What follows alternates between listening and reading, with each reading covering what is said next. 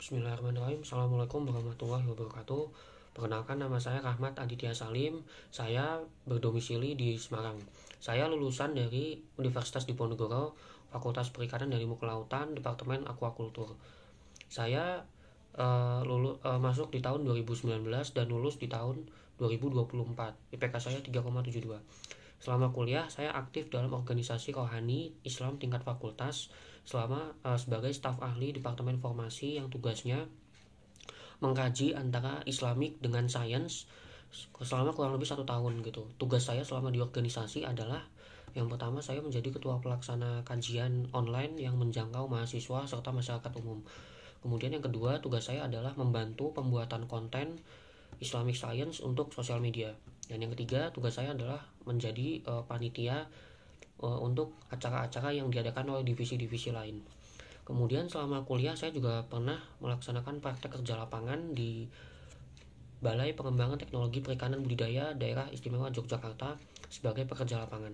Tugas saya selama PKL adalah membantu teknis budidaya dari awal hingga akhir, seperti penyiapan kolam, kemudian pemberian pakan, kemudian panen dan vaksin, kemudian packing untuk penjualan. Saya memiliki sifat adaptif, rasa ingin tahu dan empati yang tinggi, detail dan teliti, serta memiliki komitmen tinggi terhadap tanggung jawab yang diberikan kepada saya. Saya tertarik untuk mengikuti Digistar Internship Telkom di PT Telkom Indonesia karena saya melihat banyak sekali peluang untuk menghadapi tantangan baru dan menarik.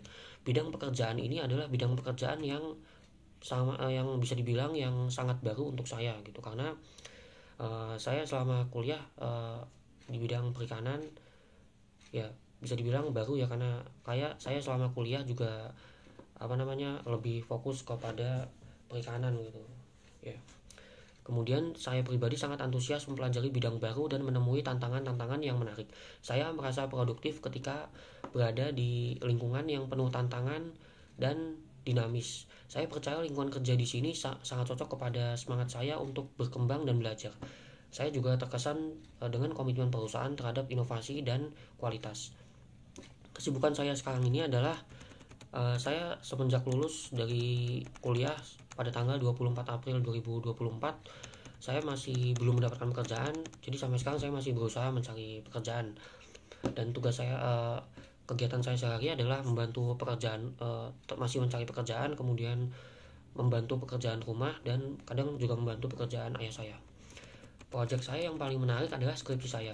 Judul skripsi saya adalah strategi pemasaran hasil panen aquacultur pada level pokdakan pada berbagai level pokdakan di Kabupaten Banyumas.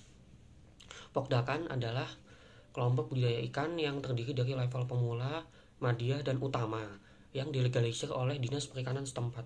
Saya memilih Banyumas karena banyaknya kelompok yang sudah terorganisir dengan sangat baik atas saran Dinas Perikanan Provinsi. Selain itu, Banyumas merupakan daerah dengan sentra perikanan yang sudah lama, yang bisa dibilang cukup maju dan memang sudah lama pengembangannya. Tujuan penelitian ini adalah untuk mengetahui perbedaan strategi pemasaran antara level pemula dan madya. Penelitian ini dilakukan dengan metode kualitatif, dan pengambilan data dilakukan dengan teknik wawancara serta observasi terhadap para petani budidaya ikan yang tergabung dalam beberapa pokdakan di Kabupaten Banyumas. Tahapan penelitian dimulai dari yang pertama, pengajuan judul, pembuatan online dan pembuatan outline yang memakan waktu 5 bulan. Kemudian dilanjutkan pengambilan data di lapangan. Pengambilan data dilakukan selama 16 hari pada tanggal 2 Juli sampai 19 Juli 2024. Sedangkan pekerjaan skripsi sampai sidang dan ACC makan waktu kurang lebih 7 bulan. Total waktu saya mengerjakan skripsi adalah dari awal sampai akhir kurang lebih selama 1 tahun. Kendala terbesar selama pengerjaan skripsi adalah komunikasi terhadap pihak petani yang dapat diatasi dengan bantuan pihak penyuluh perikanan setempat. Hasil penelitian menunjukkan perbedaan strategi pemasaran antara pokdakan lebih disebabkan karena kebijakan tiap-tiap pokdakan dalam mengenali dan menyelesaikan masalah yang mereka hadapi, bukan disebabkan perbedaan level pokdakan. Perbedaan pokdakan level pemula dan madya dalam aspek pemasaran adalah pada pokdakan level pemula tidak semuanya sudah membuat pembukuan keuangan karena pada pokdakan level pemula itu masih banyak yang melakukan usaha perikanan itu sebagai usaha sampingan dan belum menjadi pekerjaan utama. Sedangkan semua pokdakan level madya sudah membuat pembukuan keuangan. Tidak banyak perbedaan antara di bidang pemasaran antara pokdakan level pemula dan madya, karena pada dasarnya setiap pokdakan memiliki kegiatan yang sama, yaitu budidaya ikan.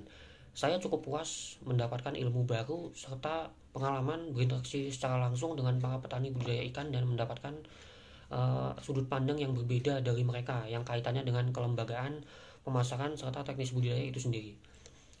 Misalnya kayak sudut pandang kayak misalnya tengkolak, misalnya tengkolak selama ini kita sendiri sering menilai negatif gitu, tapi ternyata dari mereka sendiri banyak yang memandang tengkolak itu tak terlalu negatif gitu, karena biasa tengkolak banyak untuk pemasaran sendiri. Mereka tengkolak itu walaupun dengan harga yang sedikit rendah, tapi mereka banyak langsung mengambil dalam jumlah yang cukup banyak dan cukup besar gitu. Kemudian berbeda dengan para petani atau konsumen biasa gitu, yang biasanya kalau membeli hasil panen, membeli ikan atau benih itu biasanya tidak dalam jumlah yang banyak walaupun harganya harga normal seperti itu. Kemudian tools yang biasa saya gunakan terkait dengan editing foto adalah Canva dan PixArt, serta untuk video adalah KineMaster. Rating kemampuan saya untuk Canva adalah 7, PixArt sama 7 juga, kemudian KineMaster adalah 8 gitu. Karena untuk editing, untuk tools yang biasa saya gunakan untuk editing itu ada ketiga tools tersebut. Ya, jadi demikian video resume saya. Saya mohon maaf bila banyak kesalahan. Saya sangat berharap semoga bisa diberikan kesempatan untuk berpartisipasi di Digistar Internship Telkom.